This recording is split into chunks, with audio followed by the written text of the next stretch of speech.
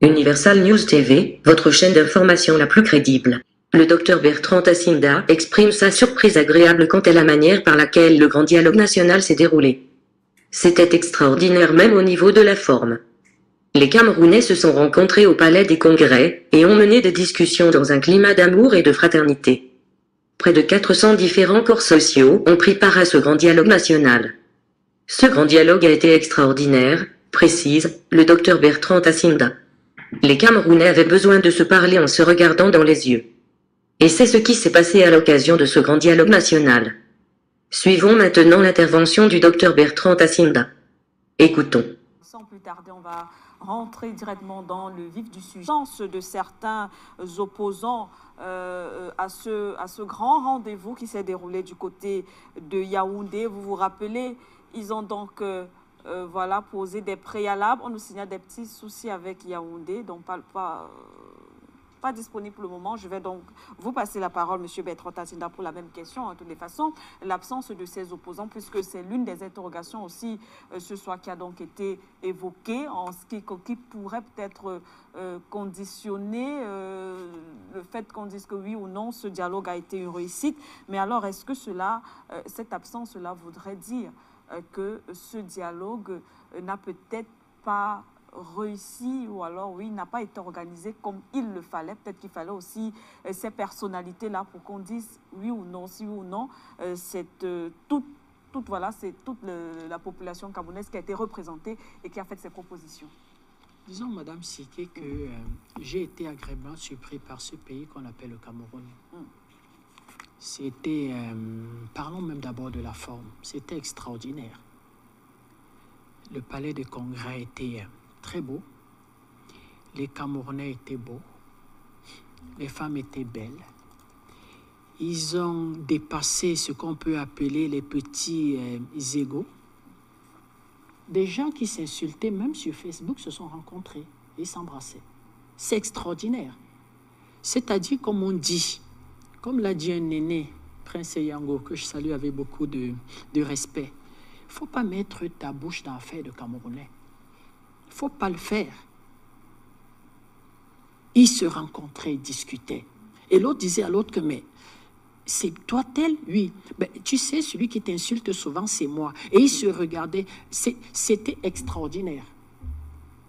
Pratiquement près de 400 différents corps sociaux, hommes politiques, leaders d'opinion vont participer à ce dialogue. À la tripartite, ils en étaient 200. En termes de participation, largement supérieure au-dessus de la tripartite. J'étais étudiant à l'étranger, j'appartenais à la diaspora. Moi, secrètement, j'appartiens au G20, à la majorité présidentielle. Secrètement, je me suis dit, quand on va sur les réseaux sociaux, on lit des choses, on entend des choses, est-ce qu'ils étaient là, les Camerounais? Et avant ça, le Premier ministre va recevoir tout le monde. Le Premier ministre va recevoir tout le monde. Vous avez les Camerounais qui, n'ayant pas pu être reçus, étant à l'étranger, vont envoyer des contributions. Extraordinaire le dialogue. Quand on va voir véritablement ce qu'on va appeler l'ouverture du dialogue, ces combattants, tout le monde avait les larmes en coin de l'œil. J'avoue, Madame la députée a eu raison de dire qu'il aurait fallu les victimes. J'aurais aimé voir la femme du sous-préfet de Batibo. Je parle tous les jours de cette histoire, peut-être parce que j'ai eu un père qui a servi l'État. Et je me reconnais là, c'est-à-dire qu'un représentant de l'État. J'aurais aimé voir les enfants de ces militaires du BIR. Vous savez, Madame Siki, ils donnent leur vie jeune. Certains partent à 23 ans, à 24 ans. L'armée va payer un lourd tribut. Ils laissent des fiancés qui ont quoi? 21 ans, avec des enfants de 22, avec des enfants de 3 à 4 ans. J'aurais aimé voir ça. J'aurais aimé les voir là. Ils étaient absents. Ils étaient absents. Là, nous recevons une information de quelqu'un qui aurait été identifié et qui a décapité dimanche dernier une gardienne de prison. On reçoit, il a déjà été identifié. Toutes les forces de sécurité sont à ses trousses. Il faut le retrouver le plus rapidement possible. Le président va outrepasser tout ça. le Premier ministre va serrer la main à ses Amba Boys. Il va même avoir une scène assez étonnante. C'est qu'il y avait une qui n'était pas prévue pour prendre la parole. Et le chef du gouvernement, le Premier ministre, va commencer son discours, il va s'arrêter.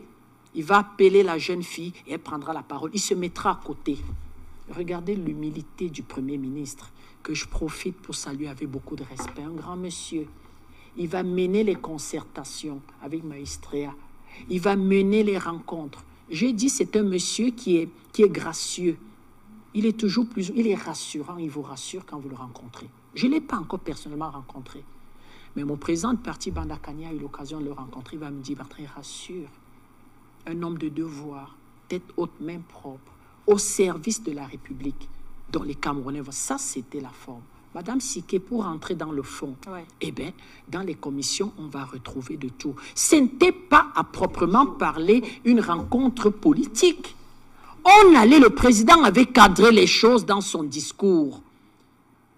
Le président avait dit, j'ai décidé de ce grand dialogue national. Le président avait donné même les thématiques. Le président avait défini les termes de référence. Le président avait défini, grosso modo, en quelque sorte, le portrait type de ceux qui devaient en fait y participer. On va le respecter. Ce qui sera extraordinaire, Madame Bell, c'est que même vos amis du RDPC, ils ne vont pas rester attachés sur les postures politiques. C'est-à-dire qu'ils vont parler avec le cœur et se dire, nous sommes venus résoudre un problème. Ils vont même vous bousculer parce que les thèmes qui sont défendus dans votre chapelle politique, ils vont aller au-delà. Sa Majesté, le sultan Bamoun, le roi des Bamoun, il va faire un discours extraordinaire. Ce n'était pas l'homme politique, c'était un père, c'était un chef, c'était un roi qui venait dans une rencontre avec ses frères du nord-ouest, avec ses frères de l'ouest, avec les Lamido, et dire que nous sommes quand même détenteurs de cette tradition. Ici, ce ne sont pas les hommes politiques.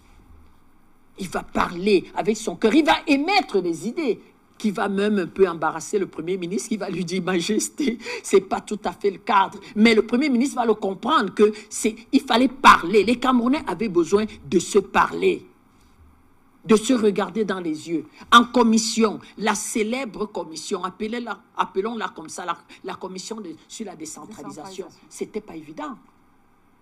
J'ai le privilège de discuter avec M. Abel Eli Bilobé. Il est turbulent. Hein? C'est un aîné, nous sommes en ce moment, je le salue. Il est très turbulent. Madame Bell peut le dire, je les ai souvent vus sur les plateaux. Il est très turbulent. Il va prendre la parole. Vous avez des gens comme le ministre Akamo Fumu, au commis de l'État. Il connaît en quelque sorte les rouages de l'État. Il connaît l'administration. Vous avez un certain nombre de personnes. Il va y avoir un débat parce que des gens vont venir. Des fédéralistes vont être là. Des régionalistes, des centralistes. Donc, il fallait véritablement il fallait que quelque chose en sorte. Et véritablement, Madame Bell a eu raison de dire que les prières vont venir. Parce que ça va être houleux.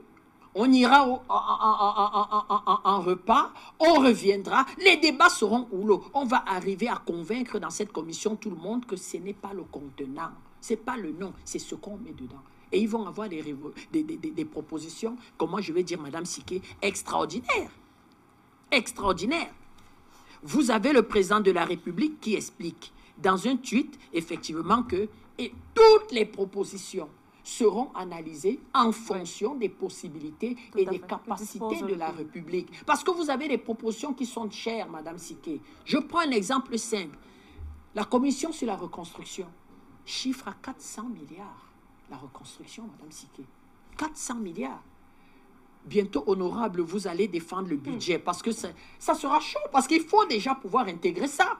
Moi qui suis opérateur économique, je commence à me dire à quelle sauce on sera mangé de nouveaux impôts, mais il faudra se sacrifier. S'il faille même d'un demi-point de TVA et dire que faisons-le de façon passagère sur 3 ans, un demi-point de TVA, c'est un impôt injuste, mais que tout le monde participe, il faut 400 milliards pour reconstruire ça. Il faut envoyer, la commission a recommandé à ce que les enfants aillent à l'école gratuitement sur 3 ans. Demande rien, allez inscrire à l'école, au lycée, allez inscrire. Pour rattraper, Madame Siké, ce retard à l'éducation. C'est coûteux, Madame Siké, envoyer des enfants gratuitement à l'école. Il faut que le pays tout entier et les forces vivent le pays. Vous avez la diaspora. Madame Calice Béala, forte, hein? femme de caractère, hein, avec ses amis de la diaspora. Ils vont se battre sur cette histoire de double nationalité. Je ne suis pas contre, mais il faut des garde-fous. Il faut des garde-fous quand même. Donc, vous voyez, quand vous avez lu au début de l'émission certaines recommandations, ben, ce sont des recommandations, j'ai envie de dire que les élections législatives et municipales ça, seront chaudes. Parce que, est-ce qu'il faudra défendre ça? Est-ce qu'il faudra prendre, comment je vais dire, un peu de distance? Est-ce qu'il faudra... Mais je sais que le président de la République est sage. Il saura véritablement, en grande priorité d'abord, amener des propositions qui vont détendre l'atmosphère et pouvoir rapidement remettre le nord-ouest et le sud-ouest en fait dans un climat de paix et progressivement, comme on a dit, en fonction des moyens de l'État, en fonction des agendas et des priorités, voir comment dérouler tout. Mais il faut dire merci à tous les Camerounais. Vraiment, je suis fier d'appartenir à ce grand pays, à ce grand peuple. C'est là où on voit la grandeur du Cameroun. C'est là où on voit la fierté du Cameroun, où des gens sont venus se parler sans a priori, sans état d'âme. Une véritable réussite et un grand bravo au président du dialogue national qui a été le chef de gouvernement. Merci à vous, M. Bertrand Tatinda. Vous êtes sur Universal News TV, votre chaîne d'information la plus crédible. Je vous propose ces quelques éléments donc pour planter le décor. Ensuite, on revient pour le débat.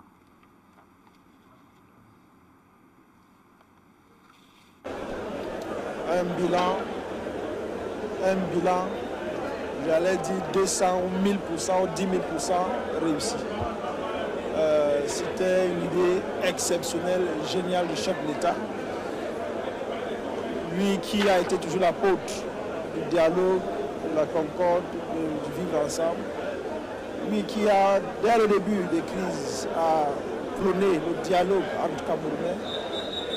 Et lui, connaissant le pouls du pays, a su convoquer ce dialogue au temps opportun. Ça a été un événement réussi, très réussi. Donc déjà, félicitations au chef de l'État et au Premier ministre qui l'a su désigner pour conduire ce dialogue. Lui étant un diplomate chevronné qui a su contenir les points de vue divergents, multiples, mais qui a su canaliser les travaux et nous sommes arrivés à une conclusion. Vous-même, vous avez vu l'assentiment de joie et d'approbation de tous les participants ici qui représentent en fait tout le Cameroun. Donc c'est réussi. Merci beaucoup. Quand on regarde ces résolutions qui ont été prises, je pense que toi-même tu as vu le standing ovation qui était dans la salle sur le souhait de tout le monde. Nous sommes déjà fatigués. Ça nous met mal à l'aise de vivre dans cette situation depuis 3 ans, où on ne peut même pas aller au village, où les enfants âgés de 15 à 21 ans sont en train d'être recentrés pour des causes inavouées.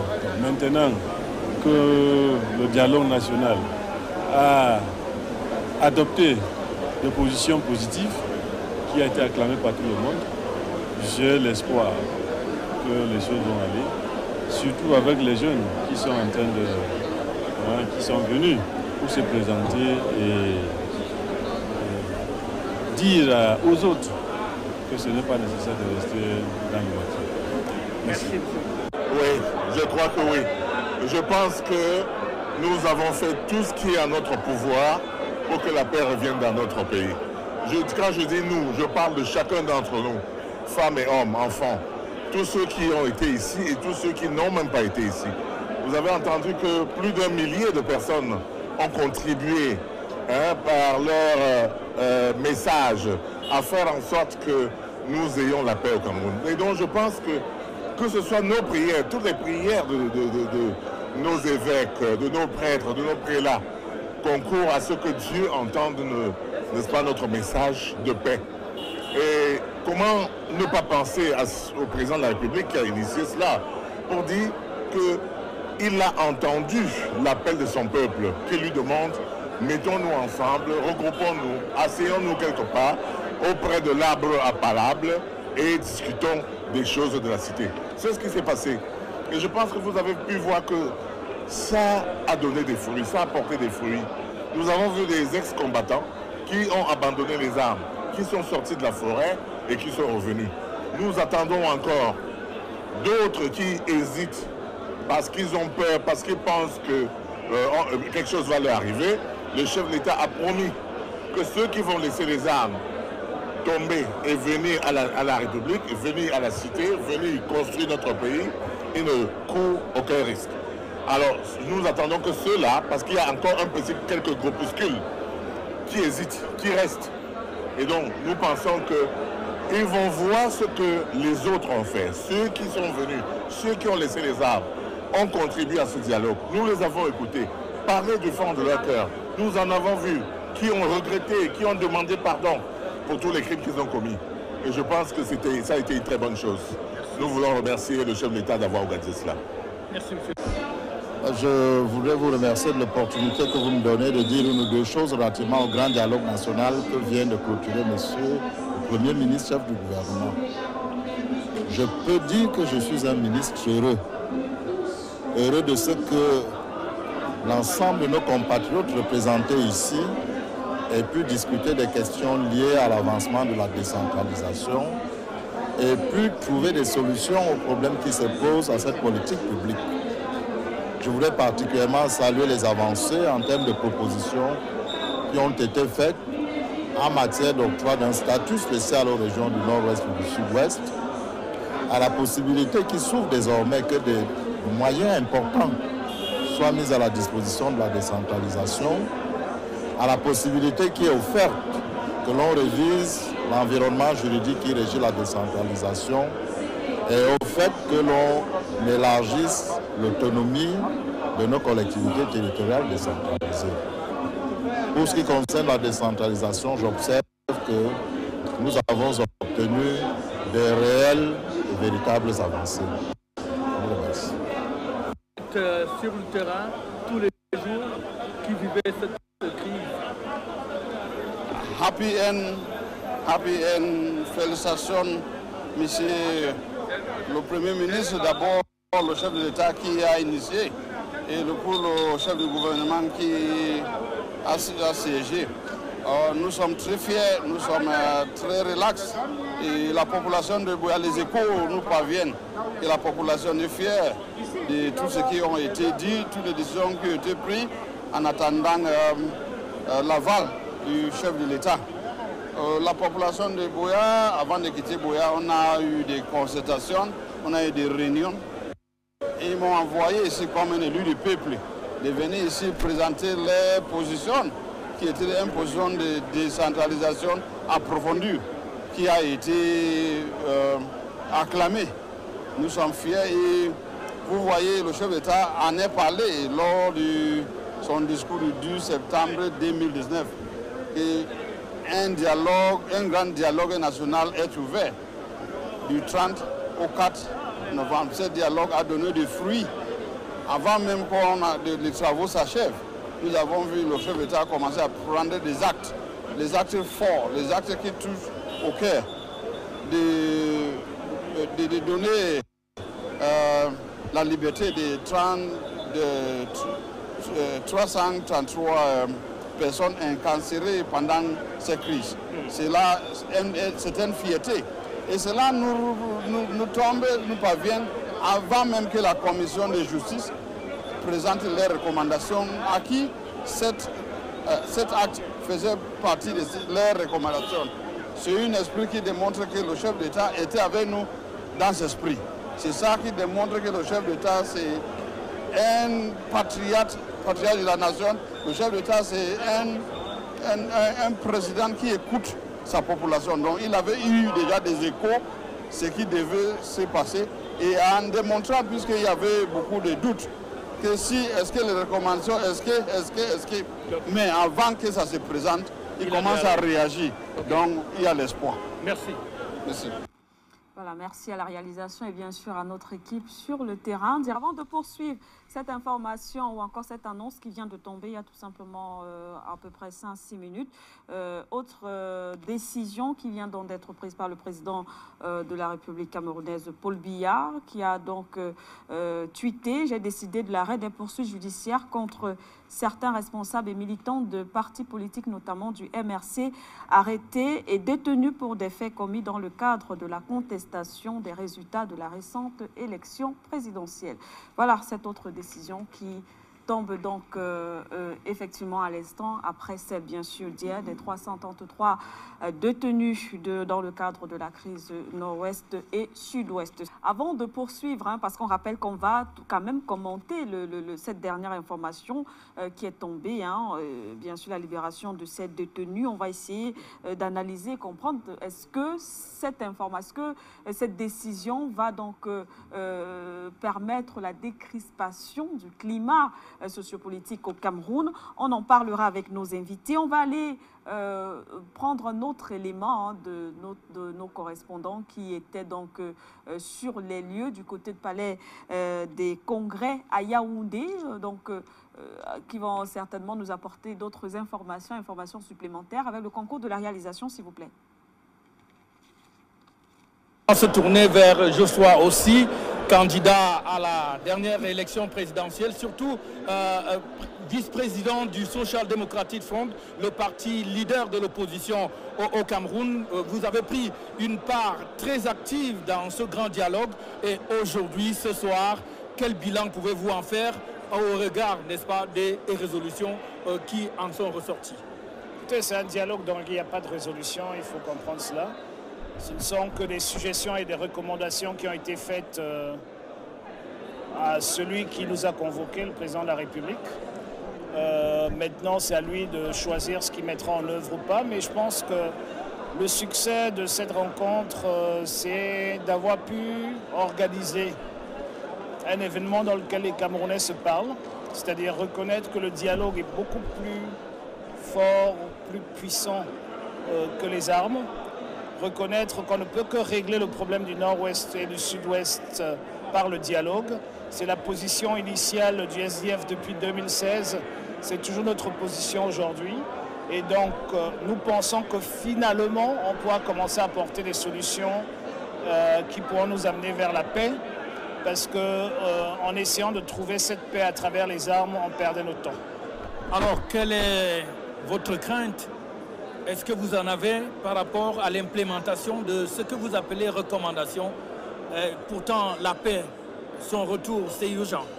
Écoutez, je n'ai aucune crainte d'avoir essayé.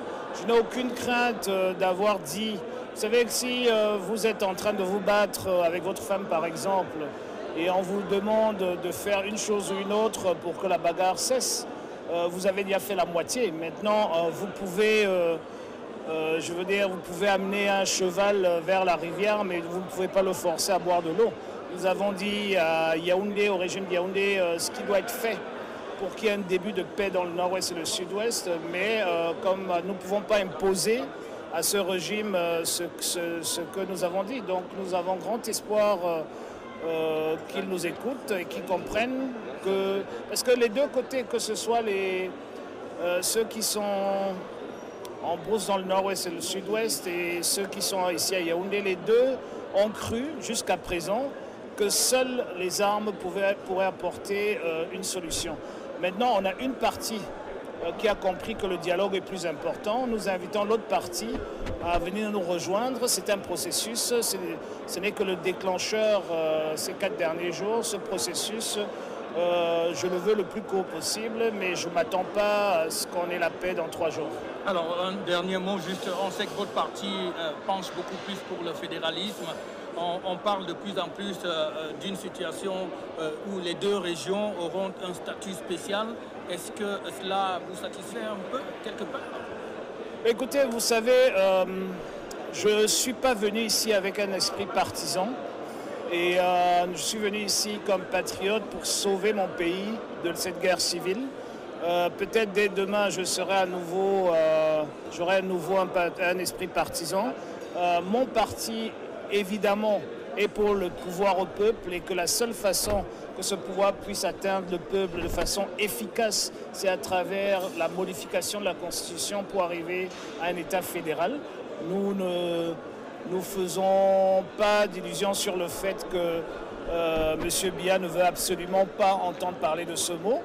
Donc c'est pour cela que, venant de cette position initiale, nous avions dans notre poche les dispositions de l'article 62 alinéa 2 que nous avons mis sur la table dès le départ pour pouvoir au moins donner 20, 30, 40% de tout ce que ces populations demandent le plus vite possible à ces populations-là, en attendant que le SDF arrive au pouvoir pour donner le reste. Donc c'est cela la politique.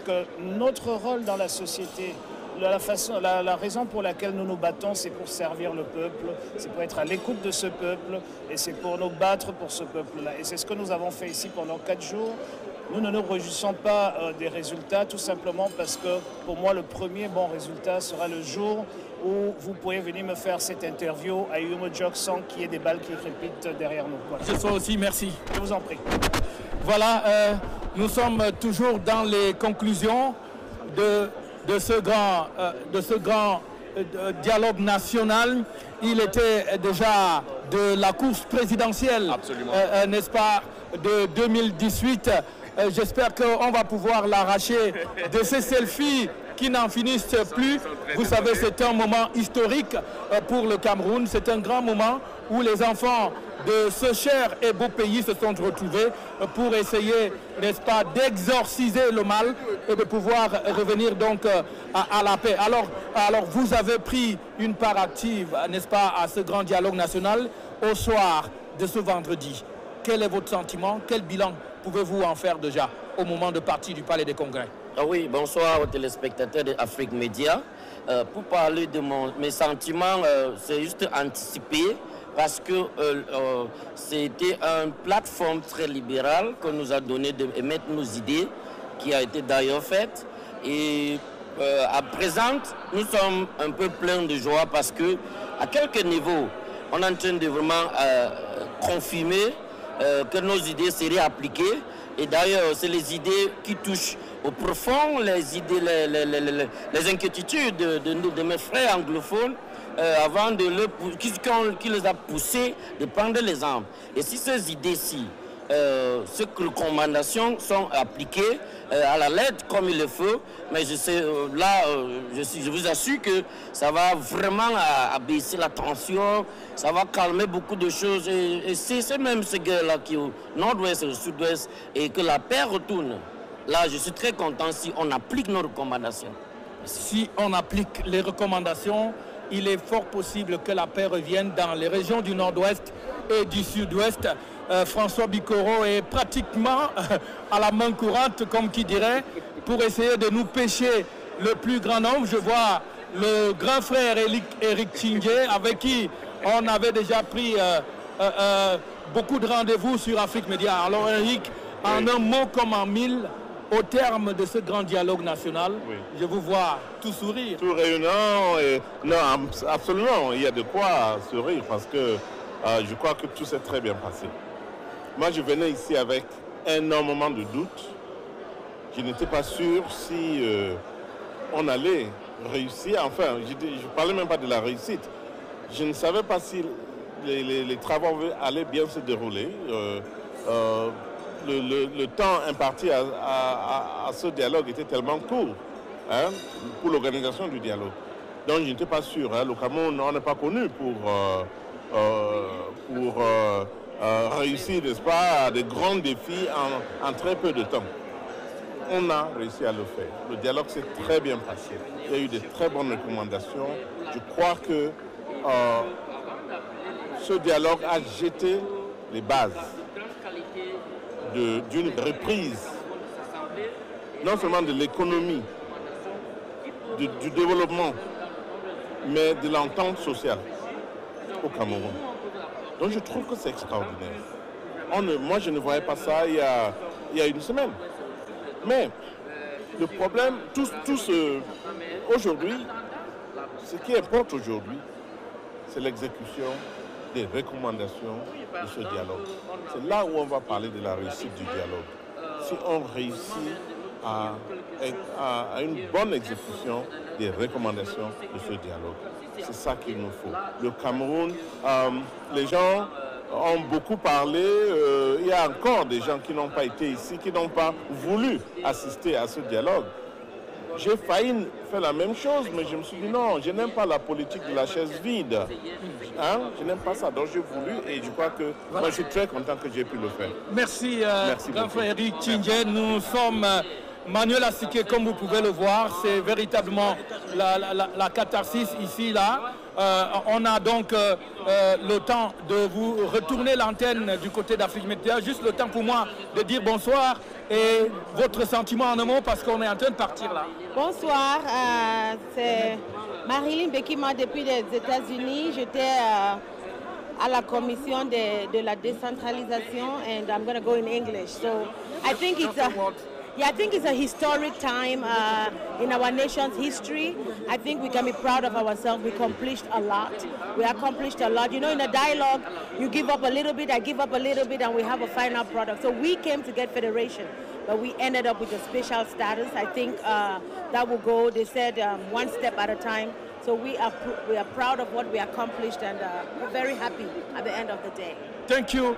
Voilà, Manuel Asike, on vous renvoie donc l'antenne. Les débats auront été houleux lors de ce grand dialogue.